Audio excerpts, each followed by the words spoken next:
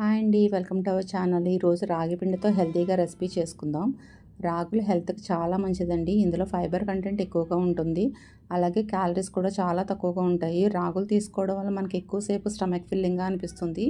దీనివల్ల మనకి వెయిట్ లాస్కి అలాగే డయాబెటిక్స్ కూడా చాలా బాగా యూస్ అవుతుంది.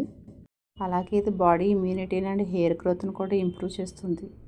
రాగులతో హెల్తీగా చాలా రకాలైన వంటకాలు చేసుకోవచ్చండి. ఈరోజు హెల్తీగా రాగి పిండితో ఉప్మా ఎలా చేసుకోవాలో ఇప్పుడు చూసేద్దాం. ముందుగా ప్యాన్ హీట్ చేసుకొని 2 స్పూన్స్ గీ వేసుకోవాలి. ఆయిల్ కంటే గీ హెల్త్కి మంచిదండి. ఇందులోని మంచి కొలెస్ట్రాల్ ఎక్కువగా ఉంటుంది. 2 స్పూన్స్ వేరుశెనగ గుళ్ళు వేసి బాగా ఫ్రై చేసుకోవాలి. ఇది కొద్దిగా ఫ్రై అయిన తర్వాత జీడిపప్పు కూడా వేసుకొని బాగా ఫ్రై చేసుకొని ఒక బౌల్లోకి తీసుకొని పక్కన పెట్టుకోవాలి.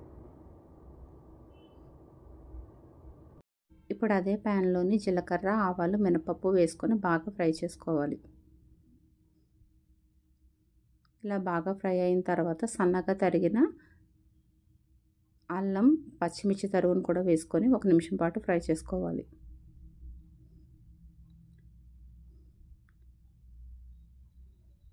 అలాగే పొడుగ్గా సన్నగా తరిగిన ఒక ఉల్లిపాయ, కరివేపాకు కూడా వేసుకొని బాగా ఫ్రై చేసుకోవాలి. నాకు కోల్డ్ చేసి వాయిస్ రఫ్గా ఉందండి, ప్లీజ్ ఎక్స్క్యూజ్ చేయండి. రుచికి సరిపడా సాల్ట్ వేసుకోవాలి.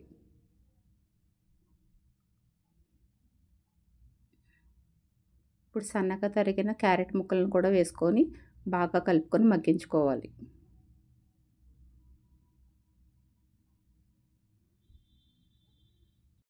ఇలా బాగా ఫ్రై అయిన తర్వాత 1 కప్పు బొంబాయి రవ్వ, ఏ కప్పుతో రవ్వ తీసుకున్నామో అదే కప్పుతో రాగి పిండిని కూడా యాడ్ చేసుకొని బాగా ఫ్రై చేసుకోవాలి. ఇలా ఫ్రై అవుతూ ఉండగా దీంట్లోకి వాటర్ యాడ్ చేసుకోవడానికి పక్క స్టవ్ మీద వాటర్ కూడా బాయిల్ చేసుకుందాం. మనం 1 కప్పు రవ్వ, 1 కప్పు రాగి పిండి తీసుకున్నాం. దీనికి సరిపడా 5 కప్స్ వాటర్ వేసుకొని బాగా మరిగించుకోవాలి. ఇలా బాగా మరిగిన తర్వాత రవ్వను బాగా కలుపుకుంటూ కొద్దిగా వేసుకొని ఉండలు లేకుండా మొత్తం మిక్స్ చేసుకోవాలి.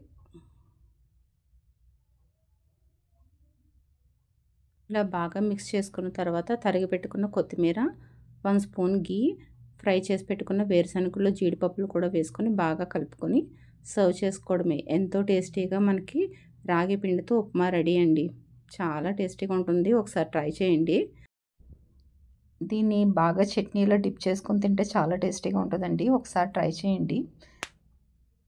Thank you for watching. Please subscribe to my channel.